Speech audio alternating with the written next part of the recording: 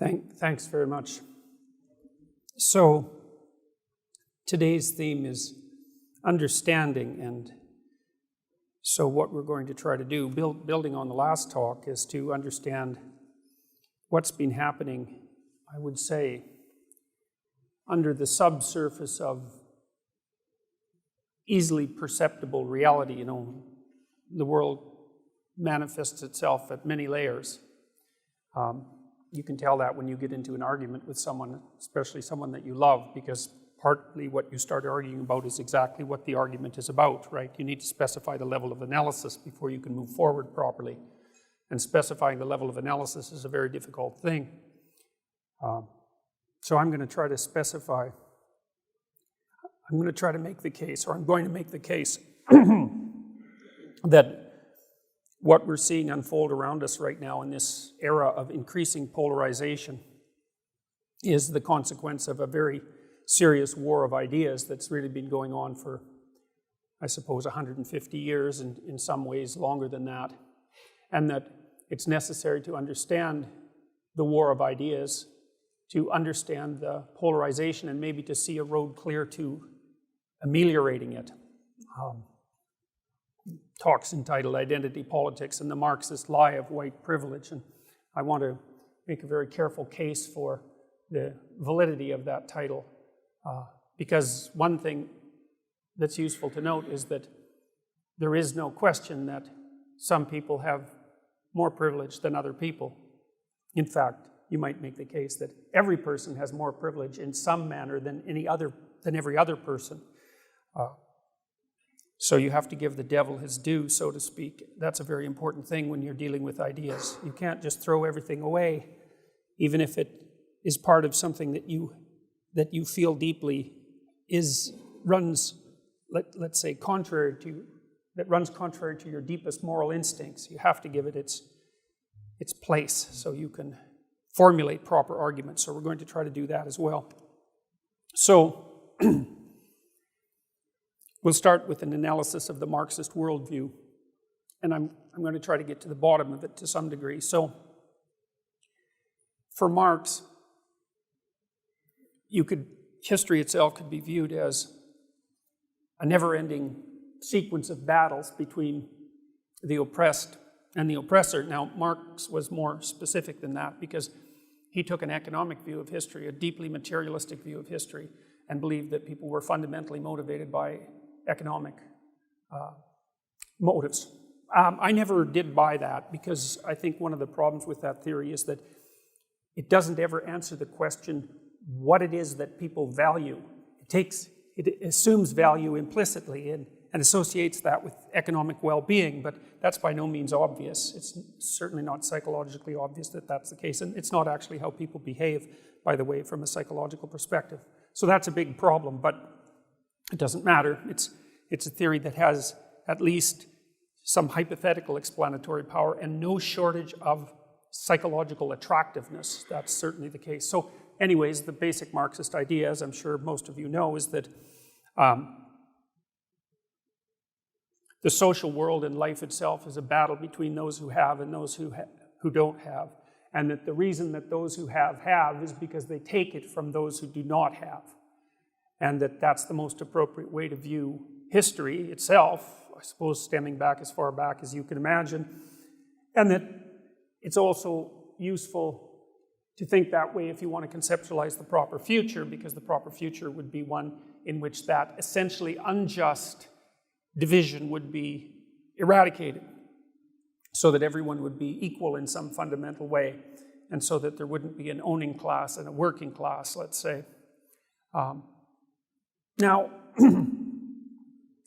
I had some sympathy for that viewpoint when I was a kid, and I think it does have to do with what the last speaker calls empathy.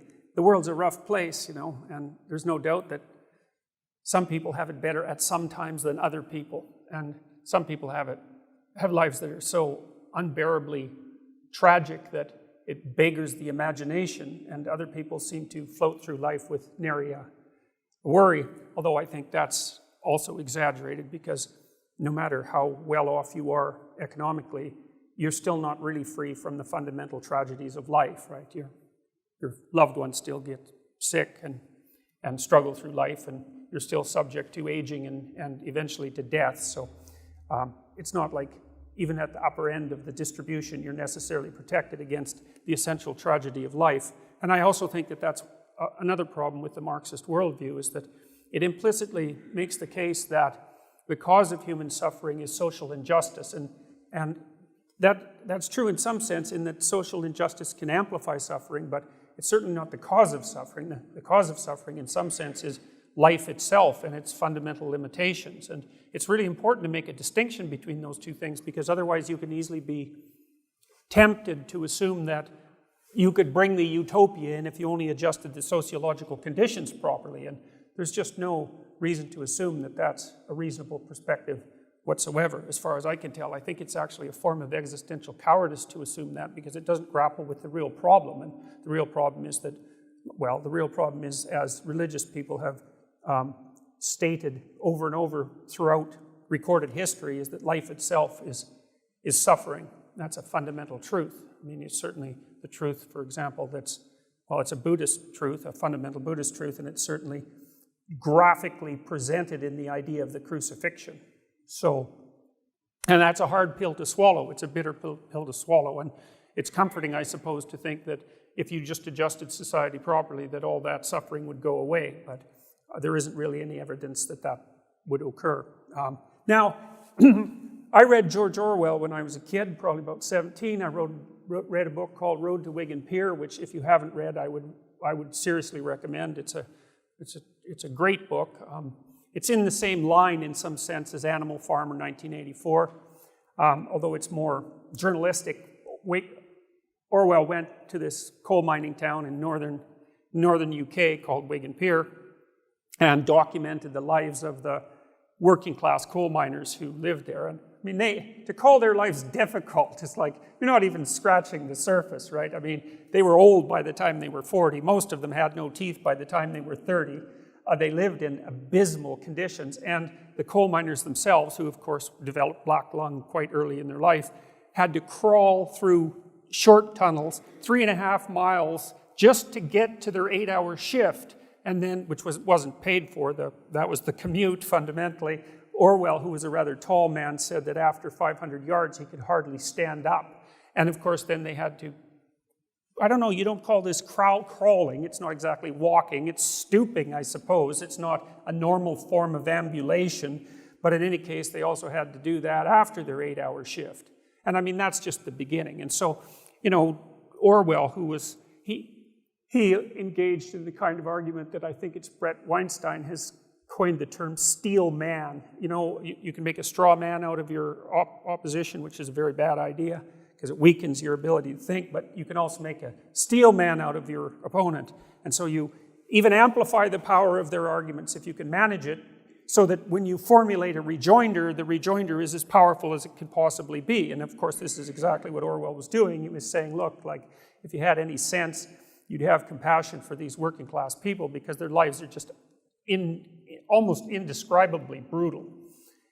But then, you know, in the last half of the book, he wrote this for the Left Book Club, which was a socialist book publishing entity that put out, I think, a book a month. And in the last half of the book, he switched to an analysis of what he saw as the failure of the Labour Party in the UK to attract as much attention, as much support from the general population as you might predict, given the dismal conditions of the working class. And he wrote a line in there that I've never forgotten. I'd been working for a mildly socialist party in Canada at the time. I was about 16. You know, Canada has a fairly long history of democratic socialism, and for a long time, the democratic socialists were a genuine voice for the working class. And the working class needs a political voice. I mean, there's no doubt about that. But I noticed something when I went to the political conventions, and what I noticed was that although many of the leaders that I saw met at that time, because I had fortunate access for reasons I won't go into, actually did seem to be genuinely concerned for the welfare of the working class. The lower level functionaries, especially the activist types, I didn't trust them when I met them. I didn't like them. They seemed to me to be mostly peevish and resentful, rather. And so they were motivated by something other than, I would say, sympathy for the working class. And Orwell said in the last half of Road to Wicked Pier that it was obvious that the sort of tweed-wearing middle-class socialist that was typical of the English socialist of that period didn't like the poor, he just hated the rich. And I never forgot that because I had observed that. That's what it seemed to catalyze the intuition that I had and fully articulate the intuition I had that there was something rotten in the state of Denmark and that what might be passing for empathy was actually masking something far darker. And one thing you do if you're a sensible person is you view your own positive motivations with a bit of skepticism, So if you're running around proclaiming that you're full of empathy for the working class, it's always worth giving some consideration to whether there's darker motives underneath your so-called saintly goodness, because, saintly goodness actually happens to be in rather short supply. And so if you're laying out a claim to that, you better be sure you're right. You better be sure you've examined your conscience. And of course, people tend not to do that because it's a rather dismal affair, examining your conscience, and you tend to find out that there's many dark things going under the surface that you'd rather not admit. And that's certainly the case in our world right now. So I knew then at that point, and that really removed me from the political sphere completely for, I would say, 40 years, because I learned that I didn't know what the hell I was talking about, which is a painful thing to learn. But in any case, I was quite convinced by Orwell's analysis that there was something other than brotherly compassion motivating the theory that the world could be properly divided into the oppressed and the oppressor, and that all of the suffering of humanity could be laid at the feet of that division. Because there's something convenient about it, especially if you identify yourself as the oppressed, because it gives you a more instantaneous moral stature, and it gives you the opportunity to act on that hypothetical moral stature. And then I started to study what happened in the Soviet Union.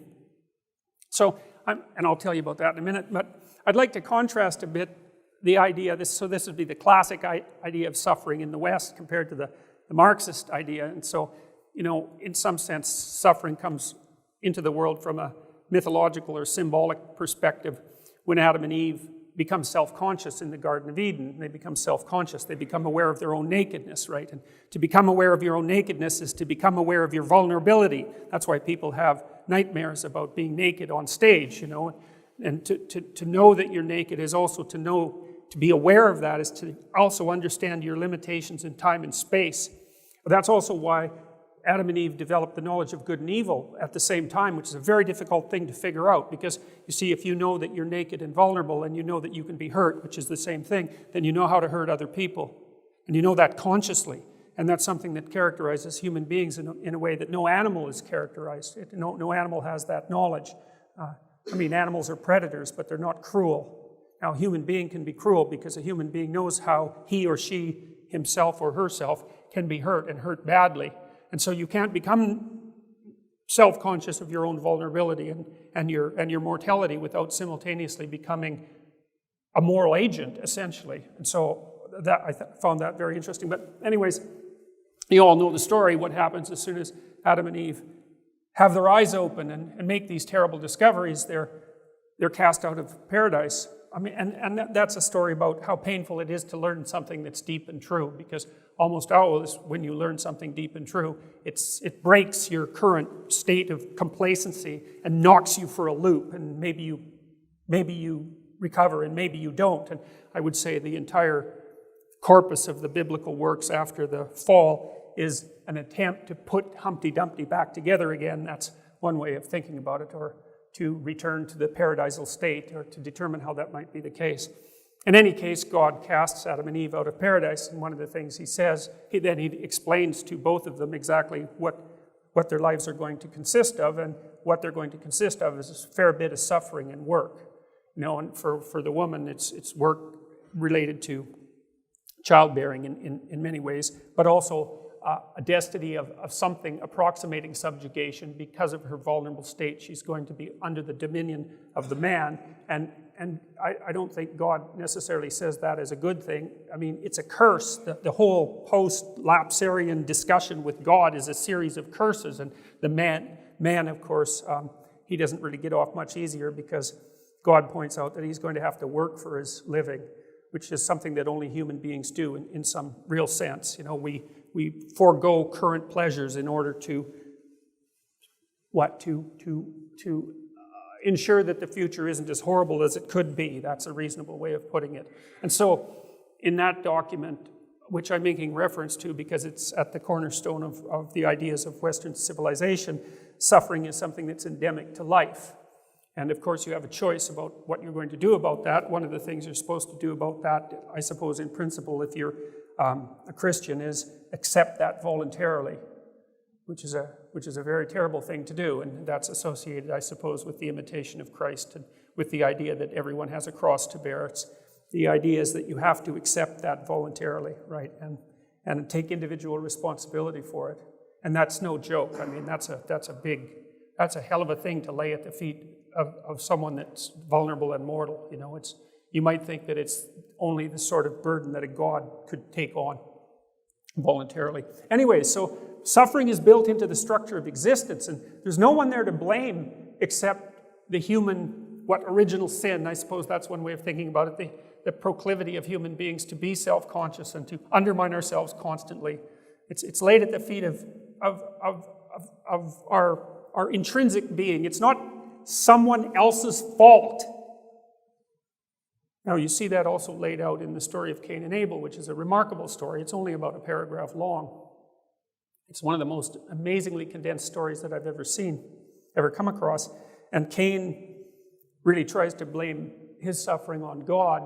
His sacrifices aren't accepted. He doesn't really know why. The story kind of implies that maybe he's not putting his whole heart into it, and he's very angry about the fact that he's breaking himself in half, offering up these vegetables, and God is rejecting them. And whereas Abel, it's like he makes his sacrifices and God smiles on him and everybody likes him, and he's a good guy too, which is really annoying, because if you're successful, you should at least have the decency to be a jerk about it.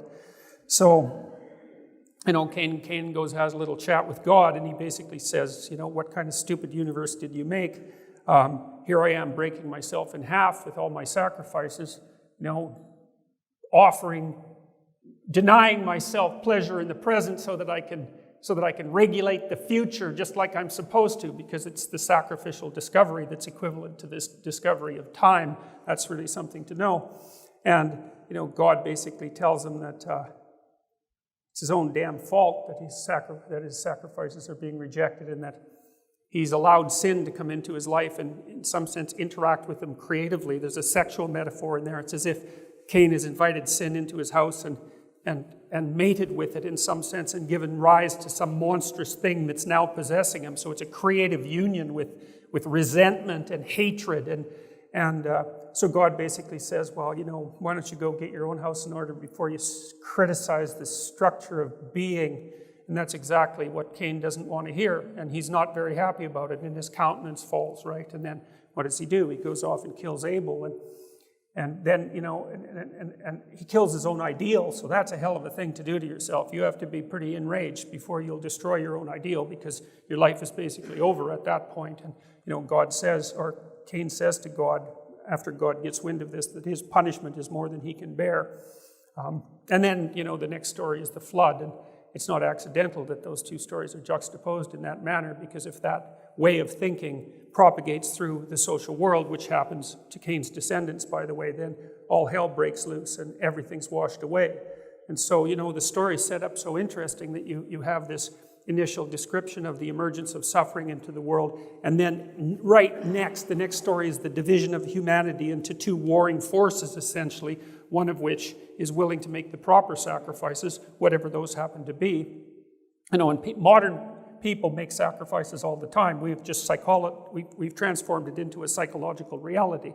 You make sacrifices so your children can attend university, and immigrant families, first-generation immigrants, sacrifice the possibilities they had in their home country for a better life for their children. And we all make bargains with the future, and that's a particularly human thing to do. And sometimes our sacrifices don't seem to be accepted, and that can make us very bitter. And, that's the Cain and Abel story, is a story of that bitterness, and there's a real reason for the bitterness and resentment, but the story makes it quite clear that that is not the proper way to react. Everything is washed away if enough people act that way about the structure of reality.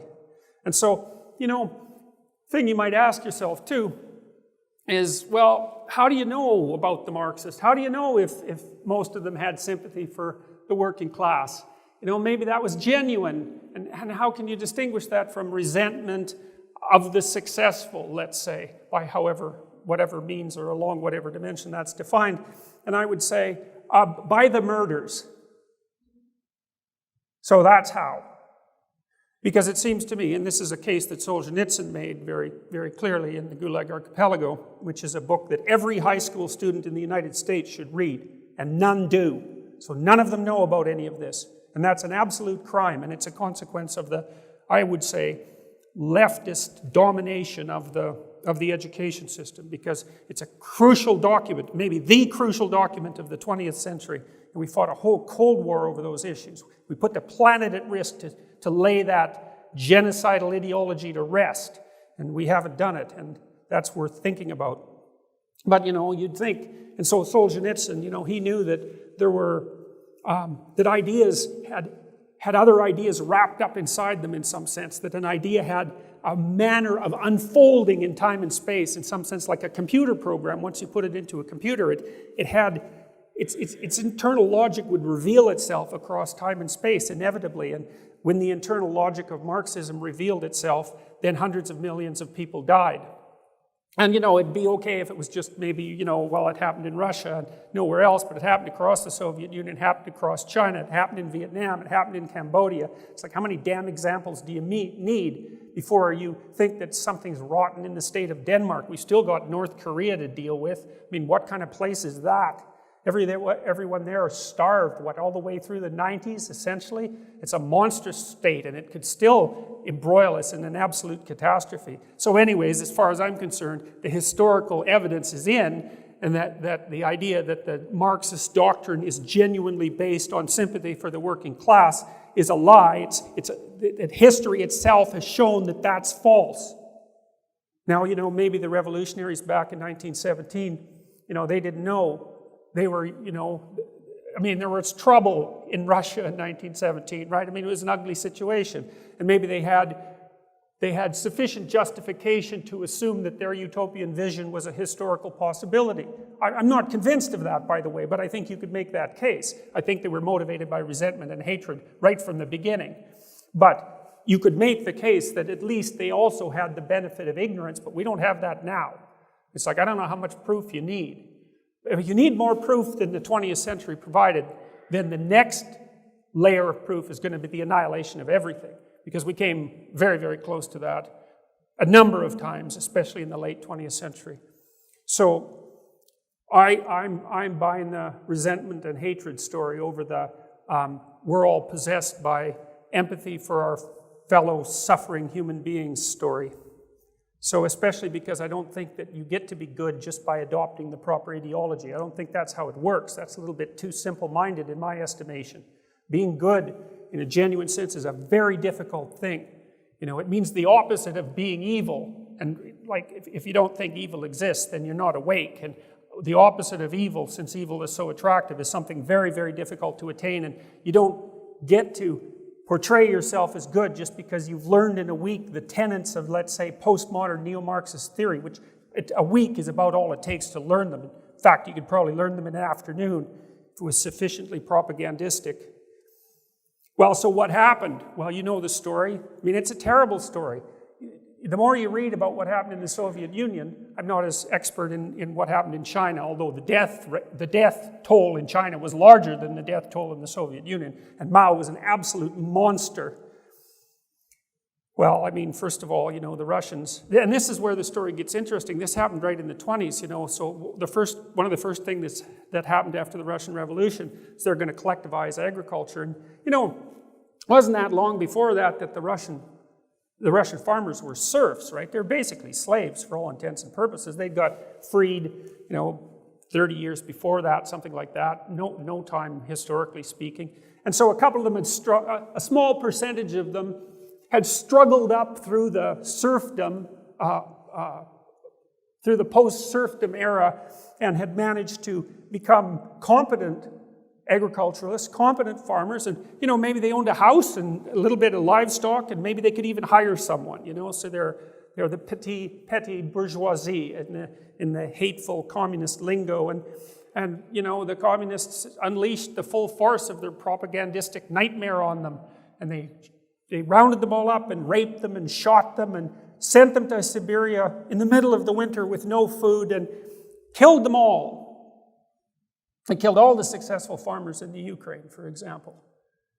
And that was an absolute catastrophe. And you know, it's really interesting to look at the details, because all you have to do is imagine a little town. If you know anything about little towns, you know, maybe there's a couple of people whose success puts them ahead above the rest, you know. And then there's the people in the town who are useless and don't do any work and aren't going to look in the mirror and think that they're useless and resentful and cruel. They're going to look in the mirror and say that they're the victims of injustice, and that the reason these people are successful is because they're crooked and they've stolen everything. And then the communist intellectuals ride into town and give them an intellectual story that matches their feelings of resentment, and all hell breaks loose. And that's exactly what happened. And, you know, you don't have to use your imagination very much just to understand how awful that would be. And it was even more awful than you think. And then, of course, what happened was, because there was no more farmers left who knew how to farm, and collectivization was an absolute bloody catastrophe. 6 million Ukrainians died in the 1930s. You know, and if you went out and polled your high school students in the United States, I bet you wouldn't find 1 in 20 who knows about that. And you got to think, what the hell's going on? How can we not know about that? It wasn't very long ago. You know, it was a death toll roughly equivalent to the Holocaust. Now, I mean, the Holocaust had its own set of unique horrors, but what happened to the Ukrainians in the 1930s, that was no cakewalk. And that was just the beginning, right? You know, and that was kind of blamed on Stalin's cult of personality. But that's a post hoc rationalization for the catastrophic failure of a resentful ideology. And of course, there was the 1956 crackdown on Hungary and the 1968 invasion of Czechoslovakia. And despite the, what would you say, most pious wishes of the bloody Western intellectuals, the Russians, the Soviets kept doing exactly what they shouldn't have done if they were proper moral agents. But the intellectuals, generally speaking, were too hidebound and arrogant and resentful to notice what was happening and to comment on it, with very, very, very few exceptions. Orwell had a hell of a time getting Whig and Peer published. You know, it wasn't the sort of thing that the Left Book Club wanted to hear. And it just got worse from there. And I mean, it's not like people didn't know in the West. Malcolm Muggeridge had documented what happened to the Kulaks pretty nicely in the 1920s. Because, you know, it was complicated. We might have hoped that the Russian Revolution would succeed, and then the Russians were our allies in World War II, and you know, the whole Spanish Civil War messed things up from a conceptual perspective. But it wasn't like the intellectuals could have known. Orwell knew, other people knew, Malcolm Muggeridge knew. So it was head burying in a terrible way. It's right, looking the other way when massive crimes were being committed. And the intellectuals in the West bear particular responsibility for that. So anyways, look, by the late 1960s, however, the stories that had come out of the Soviet Union and the historical evidence for their misbehavior had become so overwhelming and so awful that even the most stubborn of idiot French intellectuals had to admit that there was something up, right? And that would include people like Jean-Paul Sartre, who really didn't repudiate the Communist Party till approximately 1968. He wasn't a card-carrying member, but he was certainly a sympathizer, and there were no shortage of sympathizers for Marxism among the French intellectuals, far longer than there was any moral justification for that. And again, I attribute that kind of willful blindness not only to a tremendous intellectual arrogance, but also to the unwillingness to cast aside their essential resentment. So then, you know, and then certainly even if communism, Marxism wasn't completely dead as a moral force by the 1960s, it certainly was dead by 1973, 1974, when Solzhenitsyn published the Gulag Archipelago, because that was a book of unparalleled moral force, and it absolutely demolished whatever moral and intellectual credibility communism had ever had. by documenting the causal relationship between the underlying doctrines and the genocidal consequences that followed. And Solzhenitsyn did it in a way that, well, no one has ever been able to repudiate. I mean, people will call him a reactionary now and cast aspersions on his name, but that doesn't mean they address the underlying argument, because they don't, because they can't, because it's not addressable. And so, Solzhenitsyn took an axe to the rotting tree and was one of the forces that had it fall. And, that was very disturbing to the French intellectual types. They weren't the only people who were trying to propagate the remnants of Marxism in the West. There's the Frankfurt School that was made reference to earlier, although I think the postmodernists are a much more insidious force than the Frankfurt School, because their Marxism is more hidden. But they basically pulled off an intellectual sleight of hand, which enabled the Western intellectuals, many Western intellectuals, to continue with their narcissistic, resentful, utopian visions under a slightly different name. And that's where we got postmodernism, and that's where we got identity politics. And so what's postmodernism exactly? And well, that's a tricky thing, it's like defining existentialism or phenomenology or any of these other philosophical movements. They're great social transformations, and they manifest themselves in many places. And to try to reduce them to a set number of principles is a very difficult thing. It slips out of your hands. And so any attempt to define is also an oversimplification. But nonetheless, we'll proceed with our oversimplification, because we have to do that to some degree to think. So postmodernism is an attitude of skepticism, irony towards and rejection of grand narratives. Well, that's a problem. It's grand narratives that hold cultures together. So it's fine if you reject them, and you can also point out that they're narratives, and you can also point out that they're in some sense grand fictions. And I'm an admirer of fiction, because fiction can tell you the truth sometimes in a way that fact can't, right? Otherwise we wouldn't read fiction. There would be no such thing as great literature. And so to call something fiction in some sense is not the same as calling it not true.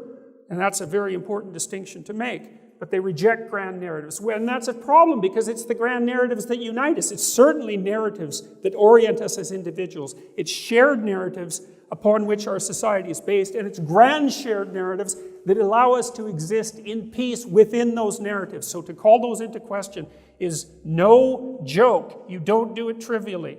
And it's no different, as far as I'm concerned, than playing oppressor-oppressed politics in some sense, because the Marxists, what they were trying to do was call the grand narrative, let's say, of Western liberalism and capitalism into question, and the postmodernists did that under a different guise. Now, there were many factors that led to the rise of postmodernism, and I'll talk about some of the other ones, but there also reject ideologies and universalism, including objective notions of reason. That's a problem. Human nature, that's a problem. Social progress, absolute truth, and objective reality. Well, that's a long list of things to criticize, right? So we got to walk through that again. They criticize the notion of objective reality. Well, objective reality is a very, very complicated thing, and our knowledge of it is approximate at best. But to criticize the idea that it exists in and of itself is to destabilize us at the most fundamental possible level.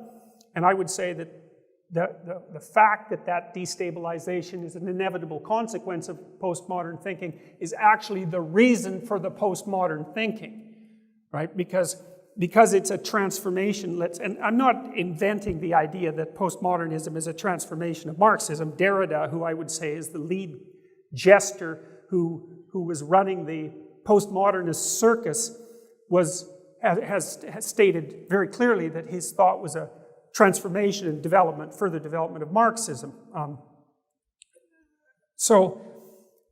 Objective notions of reason. Well, unless we share notions of reason, we can't communicate. We reject ideas of human nature. Okay, well, they did that in the communist countries. There's no human nature. Well, what does that mean? It means I can make you into anything I want. That's a big problem. Because it also replaces human nature with someone's theory of human nature. And if you think you have a theory of human nature that's as grand as human nature itself, then you're exactly the sort of arrogant totalitarian that's going to produce the kinds of theories that devastated the Soviet Union and China. You just do not know enough. You can't map yourself. You don't know enough about other people. So even if you have a coherent theory of human nature and it's relatively informed, let's say scientifically, it's fragmentary and partial at best. And there's no way that you can predicate an entire political system, a social system on that. You're just too ignorant. So it's a big problem to criticize the idea of human nature, and that's where you get the idea of social constructionism in part two, which is a terrible force that's invading, I would say, invading our culture especially at mid-level bureaucracy level, and certainly in the education system. You know, the idea that all of the elements of our identity are nothing but the consequences of enculturation. I mean, the underlying pathology of that belief is the justification for the people who hold the belief that they have the right to mold human identity in the image that they want to have it molded. So it's like the desire is the precondition for the conclusion. It's a very dangerous thing. So, no such thing as social progress. Well, that's the same thing as the dissolution of the meta-narrative. You know, if we can't agree on what's good, if we can't agree on what we're aiming at, then we're completely fractionated and divided, because it's a shared aim, it's a shared vision that unites people. And I mean that technically, I mean that psychologically. Look, our eyes have evolved so that we can tell where each of us are looking, because the one thing we want to know about all the other primates that surround us is what the hell they're up to. And one of the ways you figure that out is by looking at their eyes, and you see what they're pointing at. And if you're in a society, everyone's eyes are pointing at the same thing. That's what a flag is for, is to indicate a union of purpose. And if there's a union of purpose, then we're all predictable to one another, because we know what everybody's up to, and that's the same as peace. So you fragment that, you allow that to disappear, you criticize it out of existence, and you have an atomized society. And an atomized society is a violent chaos. It's not an anarchic utopia. It's an absolute catastrophe. I mean, you lose that hierarchical organization. You know, hierarchies, which the postmodernists criticize nonstop, hierarchies, speaking biologically, are at least 350 million years old. They're older than trees. Every animal that's evolved, virtually, exists within a hierarchy, because it's the only way that animals can share a domain, a territory, without constantly destroying each other. And so the attack on the idea of hierarchy, you know, in the guise of the patriarchy, which is so absurd that it's an idea that's absurd. You couldn't invent it. If it didn't exist, there's no way you could dream it up. It's an idea that's that absurd, because the hierarchical organization of society is something far older than human beings. It's a basic truth. And to consider that the cause of all human suffering, when in fact it's the cure for much human suffering, is another indication of the actual motives of the people who are putting the theories forward. Tear everything down. Well, then everyone's equal. Everyone's equal when everything's on fire and everyone's starving in the streets. You know, or at least they're equal in all the important ways. So, no absolute truth, no objective reality. Well, that means that there's no way of determining who is right and wrong in an argument. There's no higher authority to appeal to. You know, and even if you're an atheist, a materialist, scientific type, at least you grip the idea of an objective reality that stands outside your theorizing. The postmodernists dispense with all of that. And so there's no way of telling who's right, and there's no way of telling who's wrong. And there's a tremendous anarchic consequence of that. And the previous speaker referred to that as well, as if there's no truth that we all are nested inside, let's say, then there's no communication between people, because there's nothing that can unite us. And that's exactly why the world of the postmodernist neo-Marxist is a Hobbesian nightmare of competing power hierarchies. And that's another thing that's so terrible about their theory, is they're absolutely convinced that all hierarchies are a consequence of power. Now, you know, power is ill-defined, but you might as well just use tyranny, because that's the idea about the patriarchy, right? The patriarchy is a tyrannical hierarchy. And so the idea is that human hierarchies are based on nothing but tyrannical power. They throw out the idea of competence. You know, most non-tyrannical hierarchies are based on competence, not power. You define tyranny as a hierarchy that's based on power and not competence. And the evidence that the hierarchies in the Western world, at least, are predicated on competence is the fact that the damn lights are on and there isn't rioting in the streets and the planes stay in the air most of the time and everything functions. And people, even postmodernists, they're going to look for the best brain surgeon if they happen to have cancer, that they happen to need an operation. They're not going to dispense with the idea of competence when their life hangs in the balance. But when it comes to being able to justify their anarchic tendencies and their desire to tear everything apart, they'll deny the idea of competence altogether. And that's so terrible. It's almost unimaginable because it destroys the concept of value itself, right? Because to erect a hierarchy of competency is to say this mode of action is more functionally appropriate, at least. Or you could say better. This mode of action is better than this mode of action. And if you don't have any distinction between modes of action that are better or worse, then you have no direction in your life, right? Because it's the distinction between things in terms of quality that gives direction to your life. And that's what gives meaning, positive meaning to your life. So if you eradicate the competence hierarchy, you blow out the value structure, then no one has anything to aim for. And all there is chaos.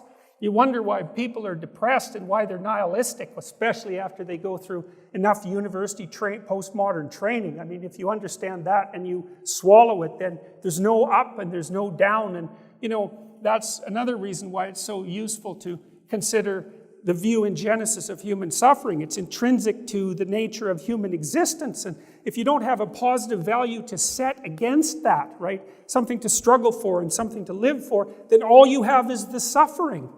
Well, that's not good, If a human being has nothing but suffering, then what's that going to do to them?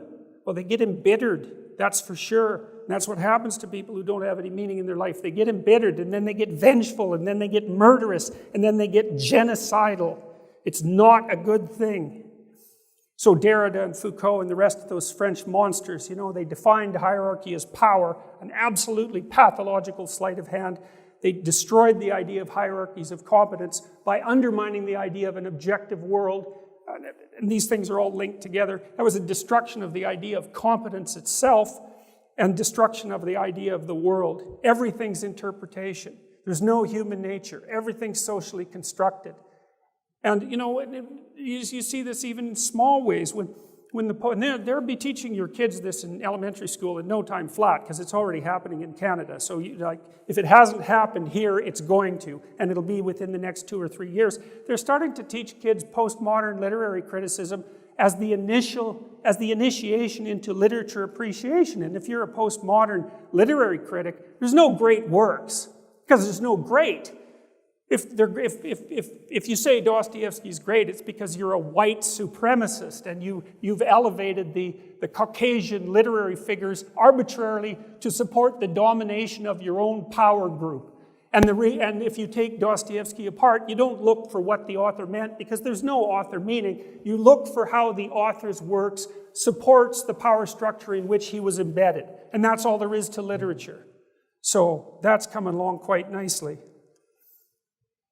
So, according to the New Radicals, the Enlightenment-inspired ideas that have previously structured our world, this is a quote, by the way, according to the New Radicals, the Enlightenment-inspired ideas that have previously structured our world, especially the legal and academic parts of it, are a fraud perpetrated and perpetuated by white males to consolidate their own power. And those who disagree with that statement are not only blind, but bigoted. The Enlightenment's goal of an objective and reasoned basis for knowledge, merit, truth, justice, and the like is an impossibility. Objectivity, in the sense of standards of judgment that transcend individual perspectives, does not exist. Reason is just another code word for the views of the privileged. The Enlightenment itself merely replaced one socially constructed view of reality with another, mistaking power for knowledge. There is nothing but power. That's from Daniel Farber and Suzanne Sherry, Beyond All Reason. It was quoted in the New York Times. Not but power. Well, then you might think about that one for a minute too, because if you formulate a political doctrine, or let's say an ontological or epistemological doctrine even more deeply, that says there's nothing but power, then what do you do with the people who hypothetically oppose you? Well, obviously, you use force on them because there's nothing but power. And so if the only reason that they exist and have their positions of privilege is because they've dominated through tyranny and power, you're fully justified in using that force against them.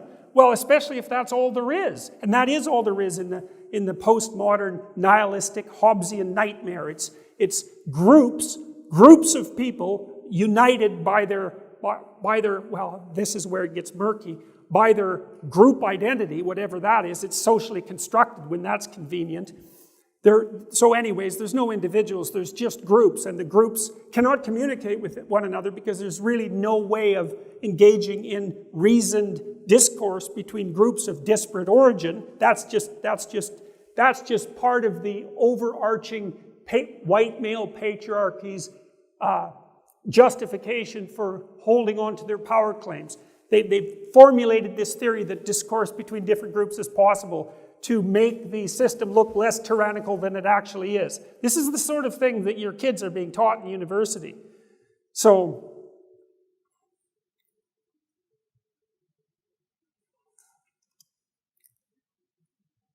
identity politics is the division of society into groups which cannot communicate or cooperate.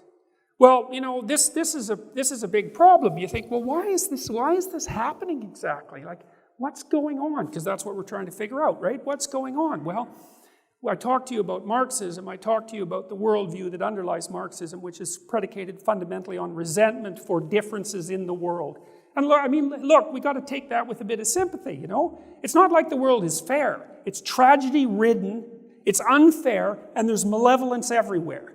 Now, that's not surprising to those of you who consider themselves Christian. I mean, that's a basic part of the doctrine. But that doesn't mean it's palatable. I mean, people differ in all sorts of important ways that have non-trivial effects on their life outcome.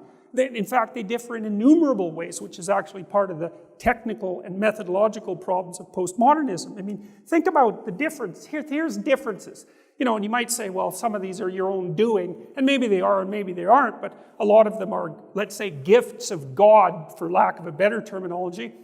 One of the biggest differentiators between people with regards to their long-term success, far more important, by the way, than race, is intelligence. Intelligence has a very powerful biological basis. So, you know, it's funny because there's plenty of modern academics who deny the existence of biological intelligence, and I think that's because they like to think that they got to their positions by pulling themselves up by their own bootstraps. You know, there's no gratitude in that. They don't think, well, I was given a gift, and it's not like I earned it. It was part of the structure of my being, the given structure of my being. You know, you could have a little humility in the face of that. Well, so people differ by intelligence. They differ by temperament. Some people are extroverted.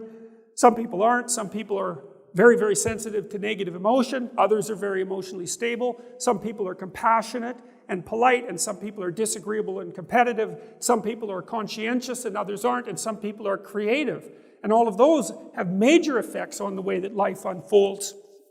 There's accidents of geography. I mean, here we are in the first world. Well, that's a good deal for us, isn't it? Because the infrastructure is in place.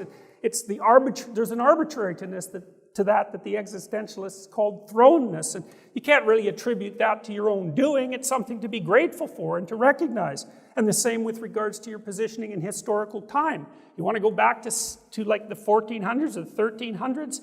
It seems unlikely. I mean, people worked, even in the 1890s, they worked so damn hard that modern people can hardly even imagine it, right? I think one day in the life of a frontier pioneer would kill most of us in this room. Or if it didn't kill us, we'd at least wish we were dead. Well, then there's attractiveness. Attractive people do far better in life. And, you know, it's just no joke to be cursed with ugliness.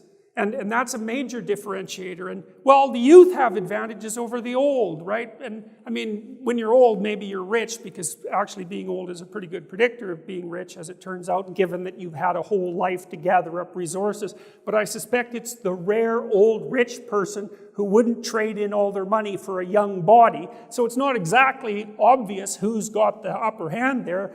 The old person has the fruits of their labor, but the young person has the potential of the future, and you can't buy that. Health, well, you know, everybody knows people who were promising in 6 different ways who basically got cut off at the knees by some, you know, incomprehensibly arbitrary tragedy and cut their life short or produced an excess of suffering. Different sexes have different advantages. You know, women can have children. They can have multiple orgasms. It's not a trivial thing in the entire course of life. You know, men are bigger and stronger, but they die sooner. Women live about 8 years longer. That's actually quite an advantage. Some people are athletic, other people are weak. Some people are born wealthy. It's better to be born intelligent, by the way. If you're looking at future prediction, it's better to be born intelligent than to be born wealthy, at least in Western societies. Some people have an intact family structure and others don't. Some people have friends, some people don't.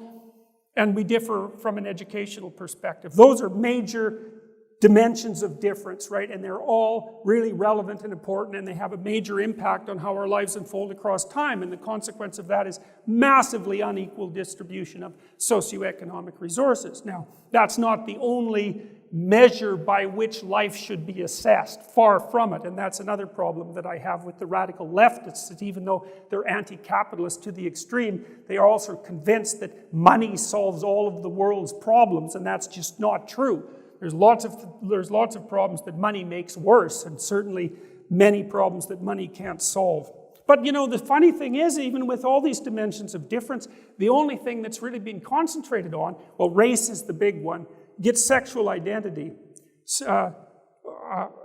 race and gender. Those seem to be the big 3, and it's not exactly obvious why. It's the one part of this talk that I haven't really been able to crack, you know. It's like, I don't know why the focus is there, although I do know that the reason that intersectionality has emerged within the postmodernist corpus is because the theorists themselves have started to understand that there's an infinite number of dimensions across which people differ, which is actually why the West invented the concept of individuality to begin with.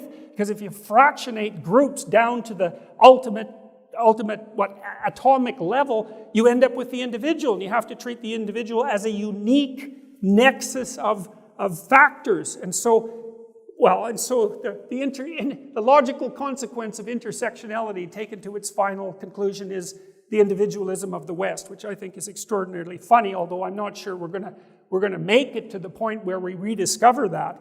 But anyways, race has become the major issue. Why race? I don't know. Maybe it aligns most evidently with the oppressor-oppressed narrative. Maybe it's the simplest way that people can be divided apart from sex.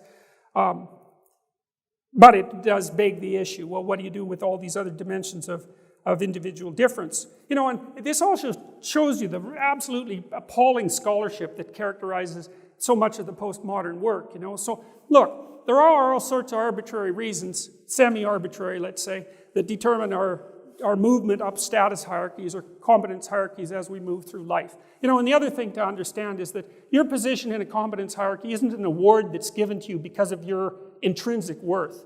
That's the wrong way of thinking about it.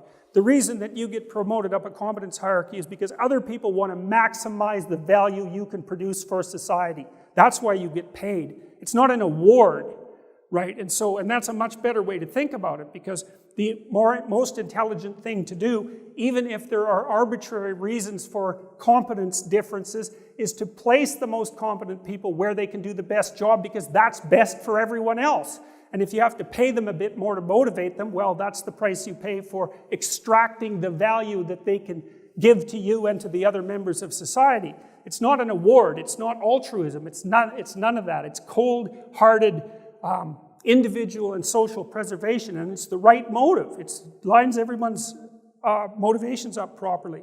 So, all right, so I'm going to talk to you now a little bit about white privilege, okay, because that's the most egregious example of poor scholarship, as well as the logical conclusion of the dialogue about race. So we're all groups, racial groups, ethnic groups, gender groups. We can't talk to each other.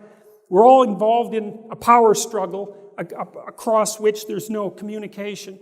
And the white people, roughly speaking, have it best. And so this is Peggy McIntosh. She's all smiles. As Shakespeare said, you can smile and smile and smile and still be a villain. So that's how I look at this photograph. she's a nice grandmotherly type, but, that just doesn't cut it when you're talking about things like this. She's Associate Director of the Wellesley College Center for Research on Women. Research, yeah. This essay is excerpted from working paper 189, White Privilege and Male Privilege, a personal account of coming to see correspondences through work in women's studies. The working paper contains a longer list of privileges. Okay, well, what's her methodology for laying out what constitutes white privilege? The papers rely on personal examples of unearned advantage, as McIntosh says she experienced in the 1970s and the 1980s. In a social science, a reasonably well-developed social science, such as psychology, that gives you a failing grade in the first research project you do. This is, at best, that's a hypothesis. At best, right? And it's derived from it's a weak hypothesis, because if you're going to formulate a hypothesis, it can't just be what you think. You should go do a little research and inform it even before you get the damn hypothesis generated. And then you have to go actually do the testing to see if your hypothesis holds up. Like, we could say, well, racial discrimination plays some role in unfair inequality in the West. It's like, okay, probably, right? For all sorts of reasons. Well, how much? Exactly.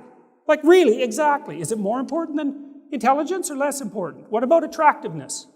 Do we know? Do we know how much of the variance in outcomes it actually produces? We need to know these things.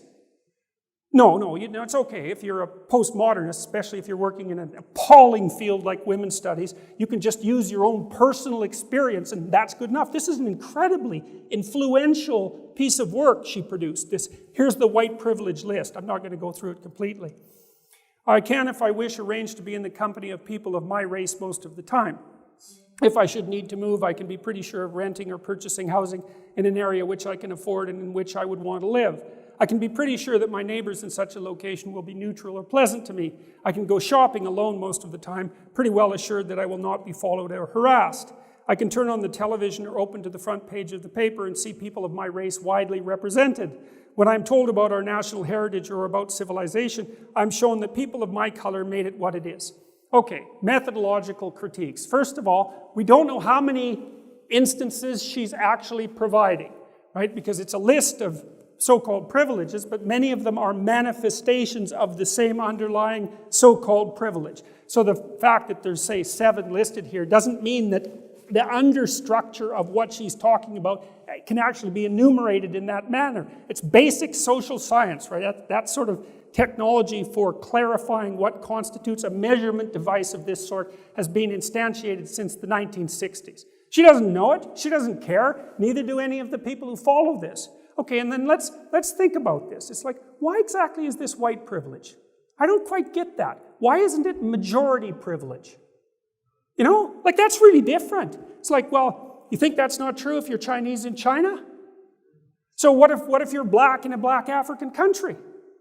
Or Hispanic in a Hispanic country? Aren't all these things true?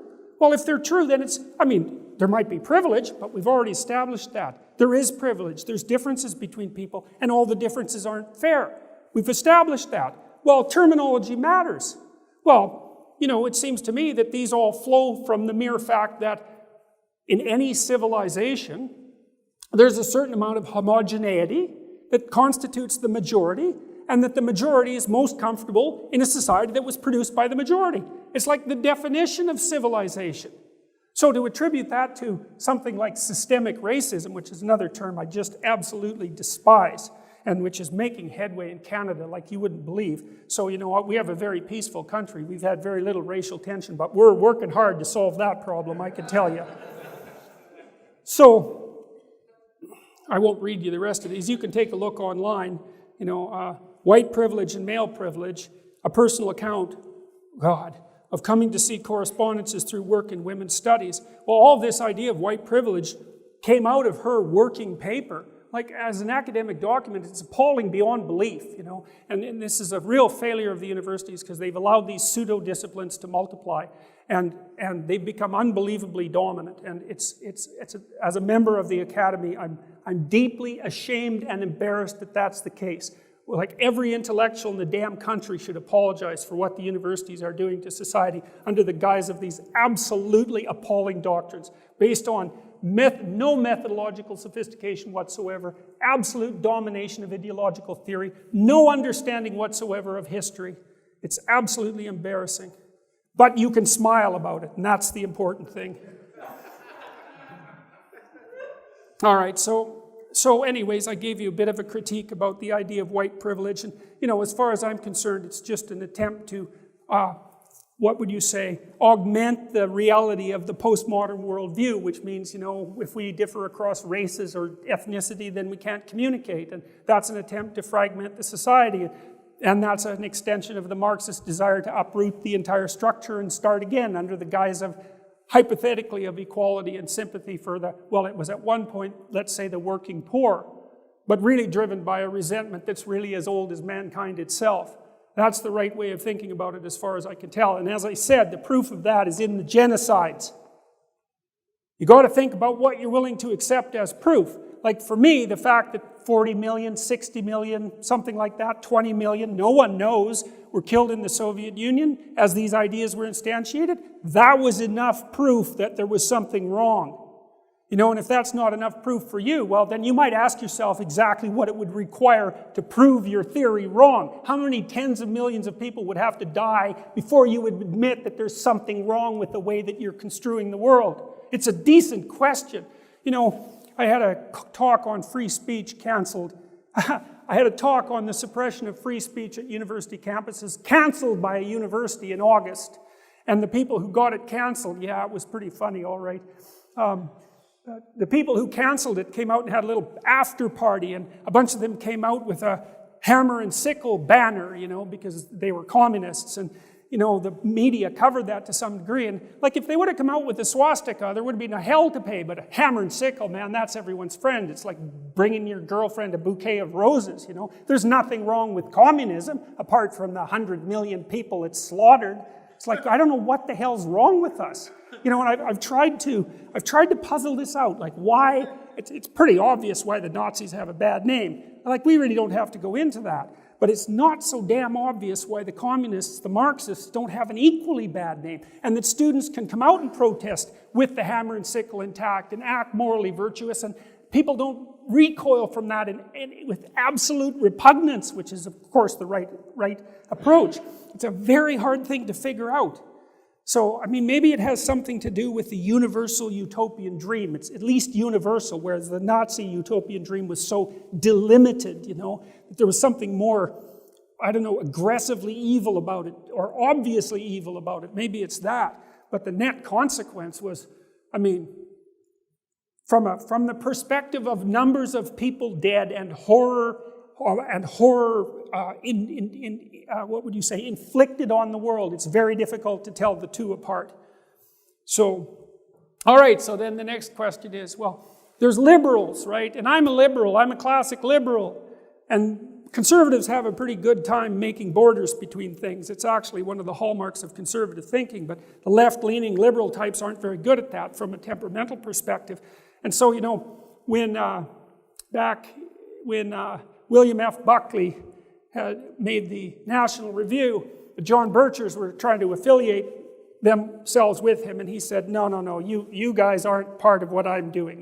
He drew a line, and the same thing happened pretty fast after Charlottesville when people like Ben Shapiro came out and said, yeah, no, Nazis, yeah, how about no?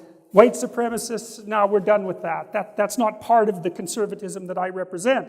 Well, the liberals need to do the same damn thing, but they're not very good at it. So I've got a basic primer here for all the liberals who might be paying attention to this at one point or another, how to identify the people from whom they should be rapidly dissociated. And this is the terminology: equality, diversity, inclusivity, equity. That's a bad one. That means equality of outcome. And in that term, equality of outcome, is nested all the horrors of Marxism. And white privilege is another one. And you might, then I would also say with regards to white privilege, let's get it clear, eh? How about we do this? How about we decide what actually constitutes racism? It's pretty bloody straightforward. It's the attribution of a set of attributes to someone based on their skin color. And so to say that because you're white, and that's actually a quite difficult thing to define, that you're somehow characterized by privilege, and that privilege is associated with guilt for historical crimes, that's racism. You see, to attribute to the individual the characteristics of one of the groups to which they happen to belong in some sense, that's the thing we're supposed to be fighting. And to talk about white privilege is precisely that. It's racist, period. And obviously, self-evidently, because, well, look, it's based on race. You know, and the thing is, there's so many differences between people. There's so many differences between people. You can't just do that. You can't pull someone out and say, well, you're the member of this homogeneous category system, and I can ignore all your heterogeneity, the diversity that the radical left is always talking about. I can ignore all that diversity, and I can attribute to you this set of properties, including your, let's call it, class guilt, for lack of a better term. If you want a formula that will break your society up in pieces, then that's the formula. And then you might also understand that the people who derive those formulas, that's exactly what they're aiming at. So it's not chance. And you might say, well, do all these neo-Marxist types know what they're doing? And the answer to that is, well, not at all. No more than every Christian is a theologian, or every Muslim understands the full doctrine of Islam. That just doesn't happen because we're pretty ignorant. So, you know, you take the typical social justice activist and you pull them out of their mob, and it's like, you know, they're your neighbor's daughter, and 80% of the time or 90% of the time they're a fully rational human being abiding by the general rules of the state. But if you get 100 of them together in a mob, then all the fragmented pieces of the postmodern doctrine manifest themselves in a unity and then look the hell out. Because it's the idea that's got the mob. And the idea that's got the mob is not an idea that's conducive to the survival of our civilization or peace. So we better bloody well wake up and do something about that. Now, partly what I've been doing, and this is quite interesting, and I'll stop with this. You know, for the last year, I've been in a very big political battle in Canada, and it's by no means over. That's beside the point. I don't even like being in political battles, but sometimes there's no choice. But I've been trying to figure out, like, increasing the polarization, which is something I've been accused of, obviously isn't helpful. It's not working in the United States, that's for sure. It's not working in Europe. It's not working in Canada. So it's not a good idea.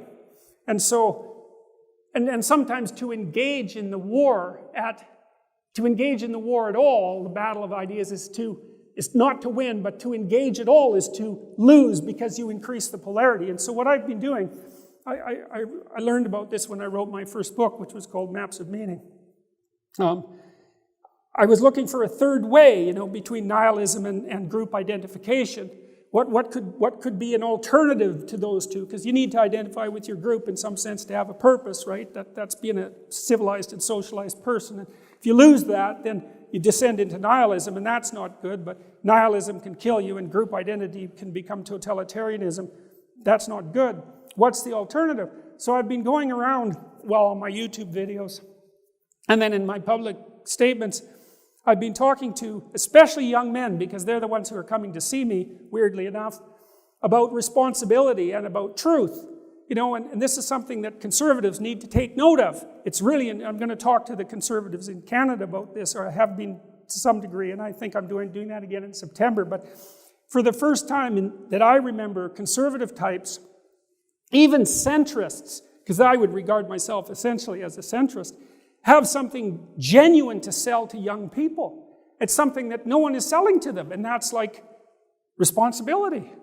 Responsibility gives your life meaning. It's like, shoulder your damn burden, stand up, quit whining, don't be a victim, put yourself together, contribute to the world, accept responsibility, speak the truth, put the world together.